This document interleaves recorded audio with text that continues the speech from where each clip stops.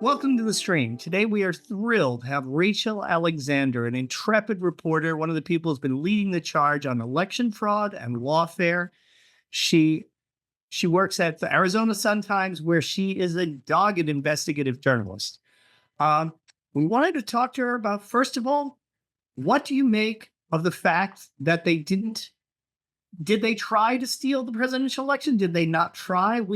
Where did those 13 million votes that mysteriously appeared for Joe Biden, where'd they go? Did they ever exist? What's your take on it?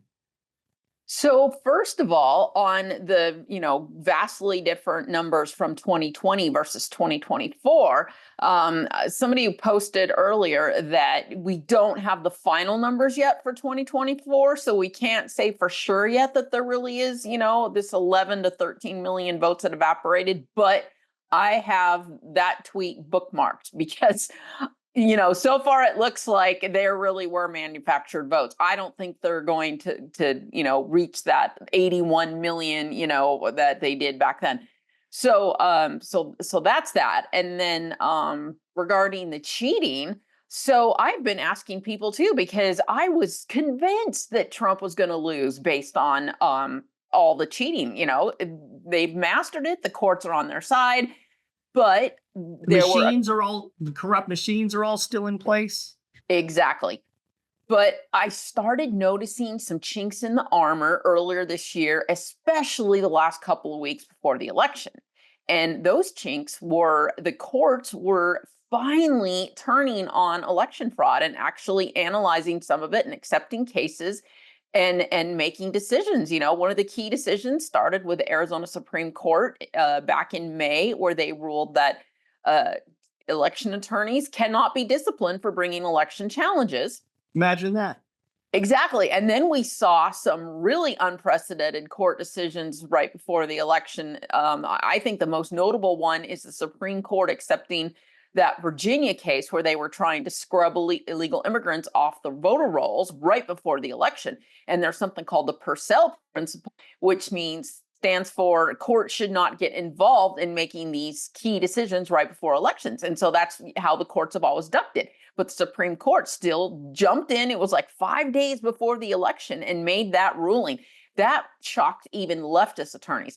So you have the courts showing they're actually going to be looking more at election fraud. And then the other big factor I saw was when they did the too big to rig, led by Turning Point USA, which went out and got so many low propensity voters to vote that, like here in Arizona, where everybody always voted on election day if you're a Republican and the Democrats all voted early, we lapped the Democrats. We had 7% at least. I think it might have gotten as high as 9% more Republican turnout in early balloting than Democrats. So they were going to have to really, really cheat hard in order to overcome that. And then the final factor that I believe happened is I think there were so many election observers and people watching that a lot of the typical people who cheat, which are a lot of them are just thugs that are hired to do it. They don't care. They've already been criminals. I think they just started being caught. We saw that Maricopa County temporary elections worker earlier this year in June caught on video stealing a key fob that would have reprogrammed all 140 voting machine tabulators on election day. And Bill Gates, the election fraud denier, Maricopa County supervisor, he admitted it. That's not even, me saying that. Wow. So I think that's all the factors. And if we want to get into it, I do think they rigged 2 of the races in Maricopa County, but that's all they could get away with. Yeah, and I want to talk about that, but first, we still need to get rid of the election machines, right? We still need to fix that infrastructure. I think David Clement's work. He is Yes, that great film, Let excellent. My People Go. He's been leading the charge. Paper ballots, hand counted, same day. That we need to go back to that. We need to do that on a state by state basis. It's not a federal matter. Um, Talk to me about the Kari Lake race. Where are we with her Senate race against Ruben Gallego? So that is one of the 2 races I believe they rigged. At this moment, they're still counting ballots late. As you know, I'm sure Maricopa County announced before the election, it's going to take us 10 to 13 days to count all the ballots, which is absolutely ridiculous. As we know, I don't even get me started. I mean, even if Elections the in law. Haiti, elections in Haiti don't take that long. Right. I mean, even if, Stephen Richer was right, who, by the way, just deactivated his personal account. I mean, that is how schizophrenic this guy is. Which guy? Um, What's his name? Stephen Richer, our Maricopa County recorder. Oh, okay, okay. Yeah, he's the one who's just allowed all this cheating to go on, in my opinion. And so he just deactivated his ex account. I mean, the guy is just weird, but uh, what I think happened is he could have hired a whole bunch of election workers right on election day and afterwards to start counting those ballots a lot faster, and he didn't. So even if state law says you can't start counting the early ballots until election day, he still could have made adjustments, and he didn't. Do you So think that that's to enable fraud? in my personal opinion, yes, I believe he is looking a blind eye to the fraud. He knows that there are bad actors coming in and doing it, thugs that are hired to do it. I mean, what things like the we saw in the 2022 election where voter signature reviewers were approving signatures in 1 second. You can't possibly verify and just sit there tapping mouse, click, click, click, click. You can't do that fast. It doesn't even you're supposed to be comparing these signatures to other signatures as well, supposedly. So anyway, so So yeah, you think they're trying to steal the Kerry Lakes race, and what's the other race you think they're trying to steal? the other one is the abortion proposition. I Oh, yes, I'll totally get into that, but I just wanted to finish my thought on sorry. yeah, that's okay. On the where we're at with Kerry's race. So basically, I think the last I checked, the Secretary of State's website had her 52,000 votes behind Gallego. And so those are still trickling in, and it's going to be more of the right-leaning people at the last minute reporting, the right-leaning counties. So that lead is going to continue to shrink. Most people I've talked to don't think at that rate, though, she can catch him. So she and Turning Point USA have launched this massive ballot curing effort, and that might be able to catch him that way. But to get into what I believe is the fraud. So, Well, wait, before, can you explain yeah. what ballot curing is? Because I don't know. So ballot curing has to do with a ballot that you turned in and something was wrong with it. And usually that means your signature didn't match, it was missing a signature, missing an address, something to make it a perfect complete ballot is lacking. So they just go and they contact the voters and, they get them to verify, hey, is this really you? Blah, blah, blah. And then it's Okay. cured. And people can do that remotely. You don't have to be in Arizona. Is that right? I was I told volunteers can. Carrie Lake tweeted that volunteers from anywhere in America can take part in this by telephone. That's wonderful. Yeah, right.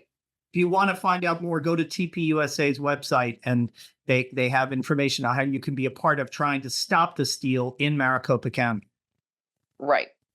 Okay, so So continue with what you're saying. so that addresses kind of the regular logistics, but the fraud, in my opinion, there's a really good example where the first ballot dump that came in on election night showed that Ruben Gallego had more votes than Donald Trump did. And that is just, I mean, considering Trump is now winning by over 100,000 votes, which is way more than, by the way, Ruben's 52,000 over Kerry, it just doesn't pass the smell test. And it was a huge How many amount. people are voting for Trump and Ruben Gallego? I mean, seriously, how many people are voting for Trump and not voting for Carrie Lake? Exactly. So everyone I talk to thinks that they must have flipped, the votes that should be going for Kerry versus Gallego, they think they flipped that race. And that, so I don't know what's going on, but I crunched the latest numbers, right? And the latest numbers were 117,000 fewer people voted for Trump. I'm sorry, voted for Kerry than voted for Trump. And it makes no sense, John. Like, I've heard some loud, noisy people on X say they don't like Kerry for blah, blah reason. Fine. Okay. You're a few loud, noisy people on X, or these so-called Republicans who don't like her. But 117,000 people around the state There's going to this vote for. huge Never Lake movement. You know, I just retweeted our wonderful state senator Jake Hoffman earlier. He's actually launching an investigation into this. What do they call it? Republicans Against Lake PAC, because it's completely dishonest. I mean, it doesn't even make sense. I mean, Kerry is so well loved here in Arizona. and she's a Trump loyalist. She follows him down the line. It's not like she differs with him on anything. So it does it's not like you could point to issues where people are splitting their ticket. It doesn't make any sense at all. So it's probably not true. Carrie is great about fighting election fraud. She's courageous. So unlike Kelly Loeffler in Georgia, Carrie Lake is just not going to take this steel lying down, is she? I don't think so. Now, I do know that the mainstream media has ridiculed her so much that people are getting, somewhat of fatigue with all the election challenges, because her gubernatorial challenge is still going on 2 years later. And so, she might be getting a little bit of cold feet at this point. Like, well, I've already got one, litigation challenge going, but I don't know. I mean, she is such a principled person that I think she will file a lawsuit challenging the results if they say that she loses. Now, let's talk about the abortion thing. What is this referendum? What is on the ballot concerning abortion? Is it codifying Roe v. Wade, or is it even worse than Roe v. Wade? Oh, it's way worse. It is, California's law. It is right up till partial birth abortion. It is the whole kitchen sink. And there's all this broad stuff. Like, you don't even need a doctor. You could have a physical therapist. They have a list of people who can assist you with these abortions, and it's things like that. So it's a sick law. And it's Prop 139, and it supposedly passed here with about 61% of the vote. And the reason I think it's fraudulent is because, first of all, in Florida, which is similar makeup to Arizona, their pro-abortion law did not pass. It only got 57%, I believe, and they needed 60% there. So where is this extra 4% in Arizona coming from? Secondly, the Prop 139 proponents, they committed so much fraud to get it on the ballot. Why wouldn't you just assume they would use fraud again to make it pass? And I've written articles. Think there will be a good legal challenge on that too? I do. I know Arizona Right to Life which I was proudly on the board of for 5 years, several years ago. I know they had already filed a lawsuit trying to get kicked off the ballot initially for all kinds of, wrong things that were done. But I mean, this is insane. They've been caught on video over and over again, lying to voters, telling them abortion is currently, banned in Arizona. One person even told them, you have to go to Mexico to get an abortion. Like, this is the kind of lies and fraud that they pull to get that thing on the ballot. So I have no doubt in my mind. And then the final point I want to make on that is I always point out how after Roe v. Wade was reversed early 2022, so you got the 2022 election, Carrie Lake is running against leftist Katie Hobbs for governor. And so you would expect, the left always fearmongers and says, abortion's gonna drive, women out to vote for abortion. Well, Rasmussen Reports did an exit poll of that race. Carrie trounced Katie Hobbs by 8 points. If you had really driven women out to vote, she wouldn't have trounced Katie Hobbs by 8 points. Wait, she beat her? Oh, she 100% beat her. And then it was stolen? It was absolutely cheated and stolen from her. And even the Democrats know that. I mean, the way Katie Hobbs acts so sheepish as the alleged governor, she knows she's not the real governor. Wow.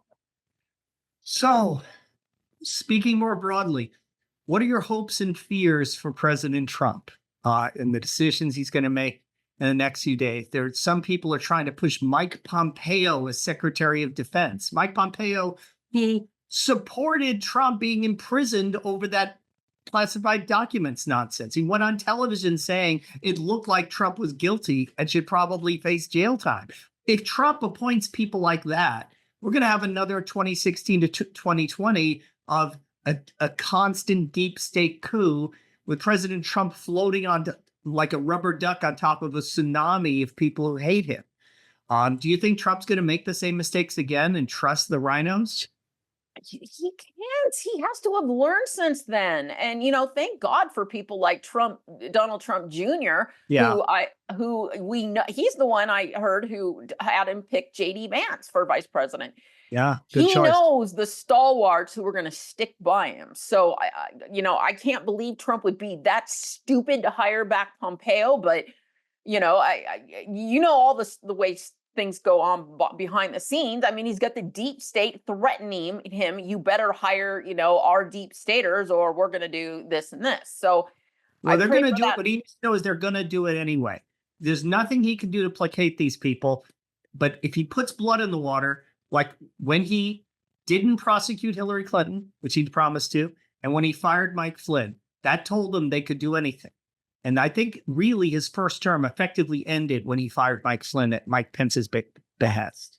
Well, and Um, it's just been incredible to see what's happened with Mike Flynn since then. I mean, yeah, he has just been one of the top conservative stalwarts looking into things and organizing things. I mean, that was a huge mistake. And answer your other question, my fear for Trump right away, they're just going to try to assassinate him again. I mean, I am so scared that he's going to make it very long. I'm also scared they're going to assassinate Elon Musk. I yeah. mean, they know the two most powerful conservatives in the world are now those two men, and they're going to be doing everything they can to take them out. I put nothing past these people, but I call them the Gathering Party because I think they're really possessed. I think it's not even human things we're dealing with now. It's pure principalities and powers. Well, I want to encourage everyone to read you at the Arizona Sun-Times. Yep. Read your column, follow you on Twitter. What's your Twitter handle? Rach_IC. Rach_IC. And hey, we miss you here at the stream, but you're doing great work out there in Arizona. Thank you so much. God bless, and please, let's stay in touch, okay? Thank you.